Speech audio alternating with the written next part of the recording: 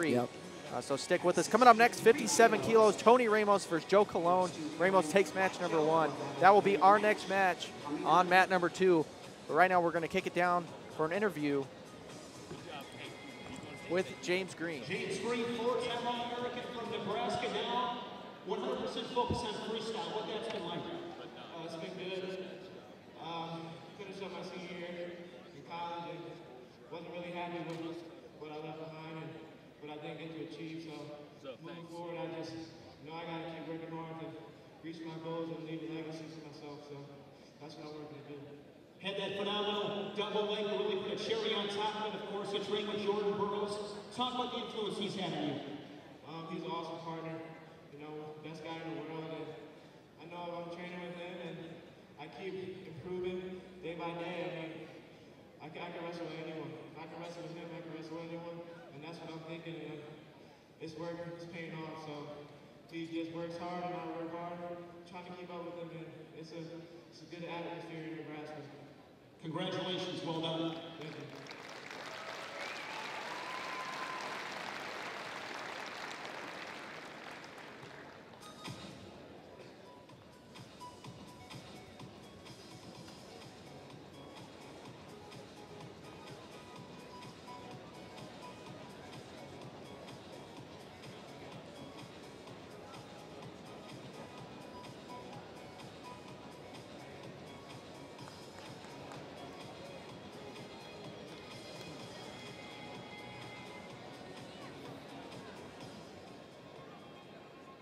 Ladies and gentlemen, here we go. This next bout presented by ASICS for over 20 years, a great partner for USA Wrestling. USA Wrestling's official sponsor for Team USA. It's ASICS America.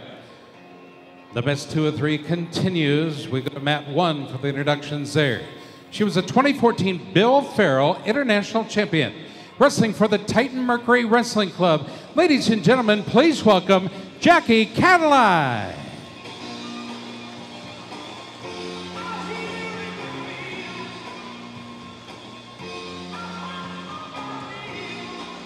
And her opponent, ranked number 1 in the world, wrestling for the New York AC, a U.S. Open champion as well. Out of Colorado Springs, Colorado, Adeline Gray.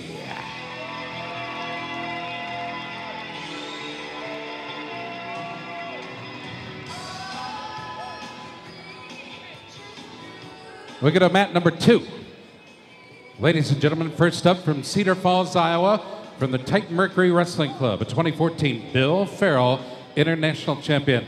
Please welcome back Joe Cologne.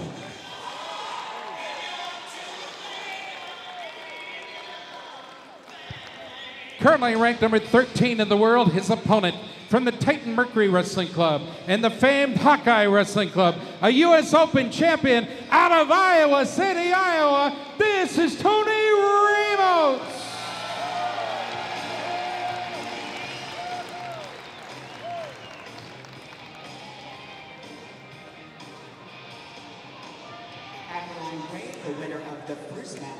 Okay, so we've got a big one coming your way. 57 kilos. Match number 2, Tony Ramos, Joe Cologne. It'll be Ramos in the blue, Cologne in the red this time around. It was all Ramos in round number 1, controlling victory over Joe Cologne, who we know can throw up points, can get the fall, very explosive wrestler. But Ramos so solid in his positioning, his technique, and his attacks really stifled every aspect of Joe Cologne's game. So we'll see what adjustments have been made. This will be the 3rd time these guys have wrestled in a matter of a month. Yeah, absolutely. You know, Joe Cologne really just dominant through that tournament, the challenge tournament, from his double underhooks, and Ramos really able to shut him down in that first match. Cologne not able to get 1 point on the board, which is unlikely for him. So let's see what adjustments him, Coach Schwab, and Coach Thompson made to go back into the second match for Cologne. And Cologne comes out firing right out of the gate, goes to the single leg, and Ramos now front headlock. So we've got some action.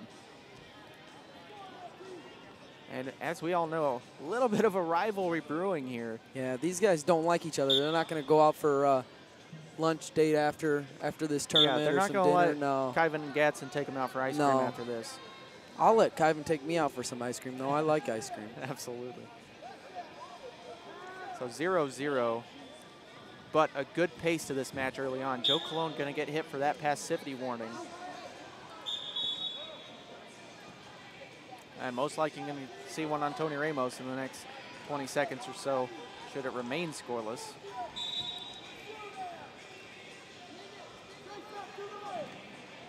But Cologne, you see he's trying to pummel into that hook. He's clubbing with his right, trying to pummel on the hook with the left, but Ramos is keeping those arms in tight and keeping a good distance as well. Yeah, they wrestled obviously at the Midlands tournament back when they were both in college, and Cologne got the fall over Ramos, and then Ramos goes on to win the NCAA title as Cologne fell to Graf in the semifinals. And since they've wrestled that time, when they wrestled at the Open, Cologne was able to score on a leg attack off Ramos, and then Ramos shut him down after that. So he hasn't been able to get back to his bread and butter, which is his double underhooks. Absolutely. And Ramos has made leaps and bounds since even winning that NCAA title, making the world team last year. Just this year alone, you can tell he's a much better freestyle wrestler than he was at this tournament a year ago. And he's trying to book his spot on his second straight world team.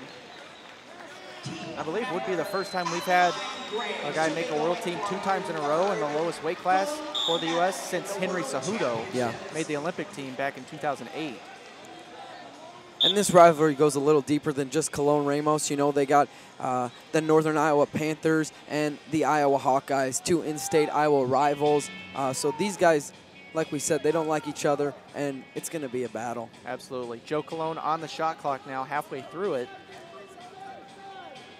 Ramos isolating the 2-on-1, keeping Cologne's offense at bay during this shot clock.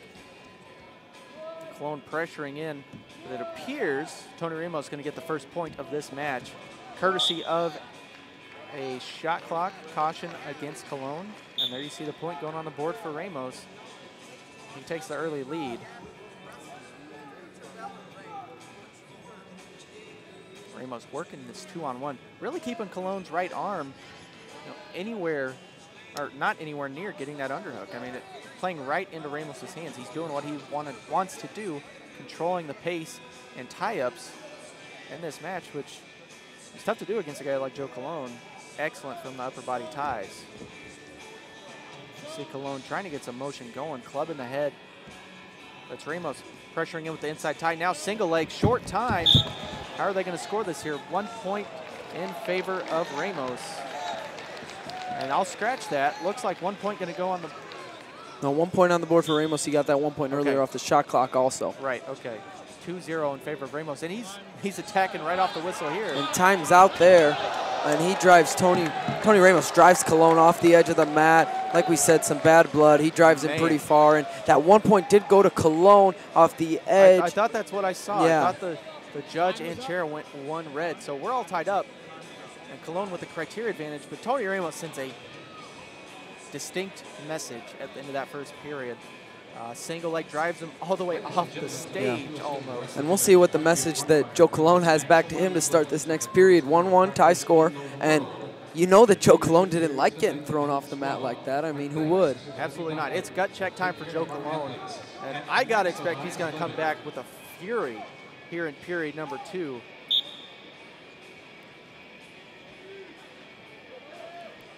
Man, this is great stuff.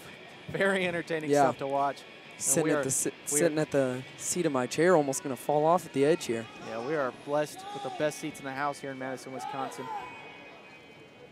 And it is still 1-1. And just to set the stage, Joe Cologne going to have to win this match for us to get round number 3 in this series.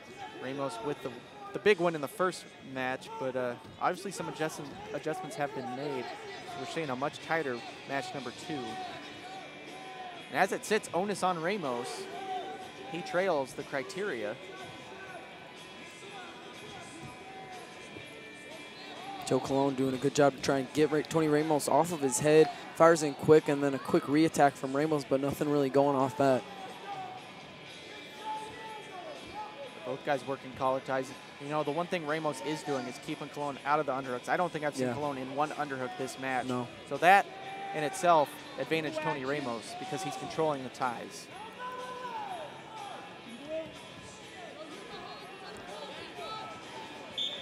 Ramos going to get hit for passivity. He is now on the 30-second shot clock. First time we see Ramos on the shot clock. Does he open up a little bit more and try to get off this clock, get some points on the board, not give up that caution.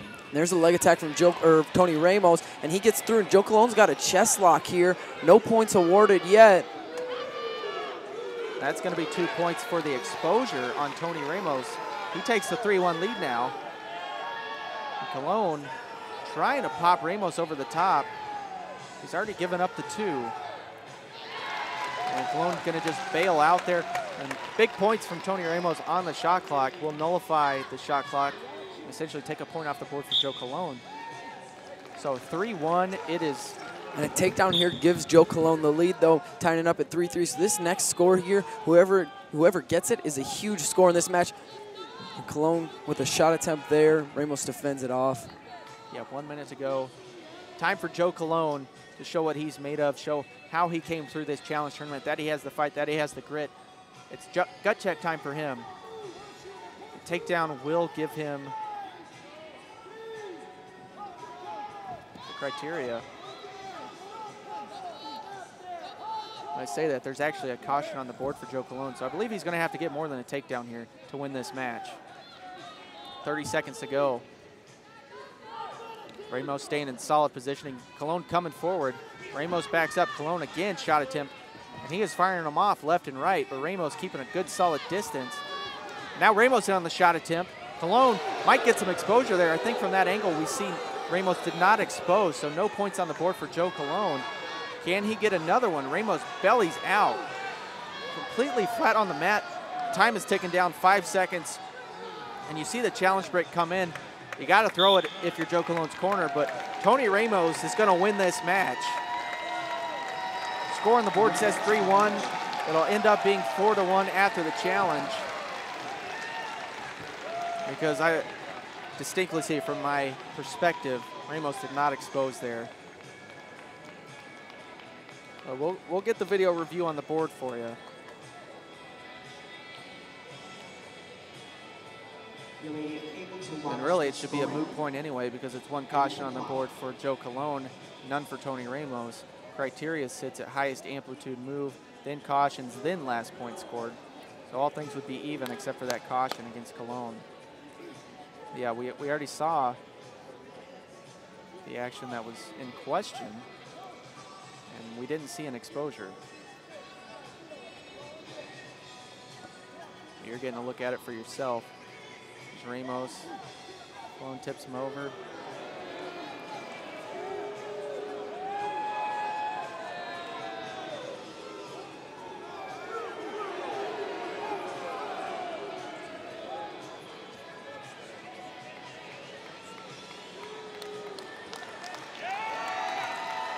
So as I said, Tony Ramos gonna take it.